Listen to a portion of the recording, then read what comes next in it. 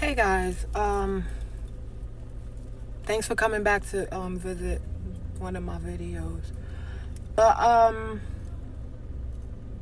I had to make this video because a lot's been going on today and I need to voice that. Um Today I left work half a day. I did a couple errands. Now I'm at the laundromat. I get to the laundromat. Well, when I left work, I went home, got all the laundry together, got my son in the car. We went to Marshall's and Home Goods to pick up a few things, and then we came to the laundromat, right? Came to the laundromat, bringing stuff into the laundromat by myself because my son had to use the bathroom. So now I'm running in and out or whatever. I had 3 loads. I had comforters and stuff like that. So I get in the laundromat and it's not really that many machines. So, of course, automatically I'm irritated. So, I'm just like in my head, like, ugh, I wish these people wouldn't wash like 10 loads of laundry, like all in one day. Like, what do they think? Nobody else has to wash clothes? Like, I think there should be a limit. Anyway, I found machines. I found 2 machines and I started to load. Anyway, I remembered I forgot some in the car.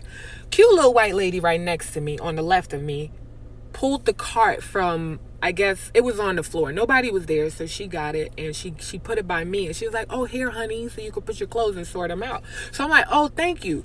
Meanwhile, while I'm trying to do that, the Spanish lady on the right side snatches it out of my hand because I was kind of holding it. She snatches it out of my hand. That's my cart. Okay, it's your cart.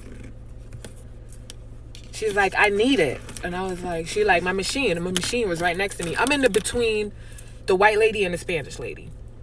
And I'm in between or whatever. And, what do you call it? Yeah, she goes, "Well, my clothes is about to stop." It wasn't about to stop. She still had a couple minutes. I was like, "Well, I'm trying to load my clothes." And she was blocking me. She was legit. Now she snatched the cart out of my hands and she has the cart right next to the machine. So when I open the door, I can't really open it. I can't get my clothes out fast enough so she could put her clothes in. That's what I'm trying to do.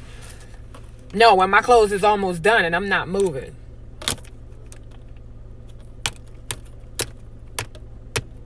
That's the exact facial expression that I made to her because it's like, you don't know me from a can of paint. You don't know what kind of day I'm having. You don't know what kind of person I am. I could have had a razor in my mouth. I could have been running from the cops. I could have been running out of an abusive relationship. So many things could have happened. And she snapped. She said that, but I could have snapped also. Like, what? When she pulled the cart, if I had pushed the cart back, she would have fell. Because guess what? I'm 6 foot and she was 5'2", and she was a tiny little thing. And it's like, I want to say people, but I know it's the devil. Like, the devil it's like he's controlling people. Like, it's controlling people. Because I believe that the devil come in all shapes, sizes, colors, genders, whatever.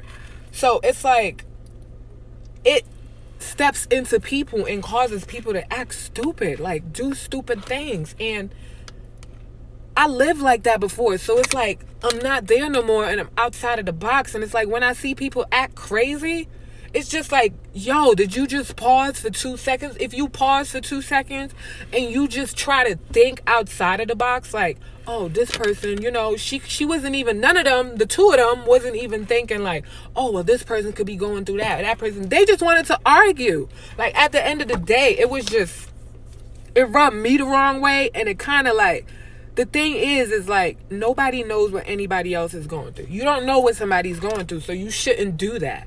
You know what I'm saying? So that was one of my situations with, I feel like I was being tested by the devil because that's another tiny person talking to me and I could have flinged their ass. But, the life that I live now, I live positivity, positive vibes, positive thinking, positive doing. I didn't let that push me to curse her out or anything. I almost did, but I managed to step back out of that. And I'm proud of myself. And I wanted to make a video because I want other people to start doing the same thing. Sometimes we just got to pick and choose what we even want to argue about. Because at the end of the day, I don't know her. She don't know me. We would have gotten into an argument, a fight, whatever. They would have called the cops, and then what would have happened? Either I would have got locked up, she would have got locked up, somebody would have got in trouble. Like, I don't think it's worth it. I really don't think it's worth it. So it's like, people need to start thinking before they act. That's what I want people to start doing. And it has to come from a positive vibe. Everything is not met. You know what I learned? What you should learn too? When somebody says something to you, kind of pause for a little bit. You know what I'm saying? Like, just pause. Just to evaluate the situation, kind of thing. So, just pause. And this guy's all on my face. He's like, what is this girl doing? She's in her car talking to herself. But that's the first thing that happened to me today. Something else happened, but I don't really want to talk about it. So the next thing that happened to me today, I got something in the mail. Now, I'm going to take a picture of it to show you guys that I'm serious. It's like I turned a new leaf. Like, I turned a cheek. Like, I let a lot of stuff go that I would not have let go before. It's like the older I get, the wiser I get, and I love it. And my relationship with God is the reason why. It's like, I know God. So it's like, can't nothing you say to me, move me right now. You could take all that negative energy somewhere else, because you know what? It's coming to me, but it's bouncing off me. Nothing is sticking. All that negative stuff is not sticking. And I want people to learn to practice that. Negative energy should never stick to you and pull you down like a weight, like you carrying a backpack with mad book bags or whatever to weigh you down. That's not what it's all about. But what was the next thing that happened? Well, no, let me tell you about the post office, the mail. I ordered something from Amazon, right? It came. Now, it's been raining all day. It came. I have a little, like, it looked like a little umbrella thing, like, I don't know what you call them. It's not a porch, though. But I have a little chair there, so it's like, and the mail person took that box and they left it not in front of my door, not on the couch or on the side of the couch. They put it in front of the couch where it's still in the rain. So by the time I get home, the box is drenched. Now, I want to call Amazon. I want to call the postal service. But for what? You know what I'm saying? That person might lose their job. Me contacting them could cause them to lose their job. That could have been their 5th time doing it. You know what I'm saying? Other people probably called, and they're probably on their last straw with them. You know what I'm saying? So it wasn't to the point. Nobody's life was in danger or whatever. So I didn't necessarily, I wrote a little letter, and what do you call it? I can't really read it because I put it on my phone, but it's something like to where I was stating that, I forgot exactly what I said, but, basically I was letting them know that I forgive them. I forgive them for leaving my stuff in the rain.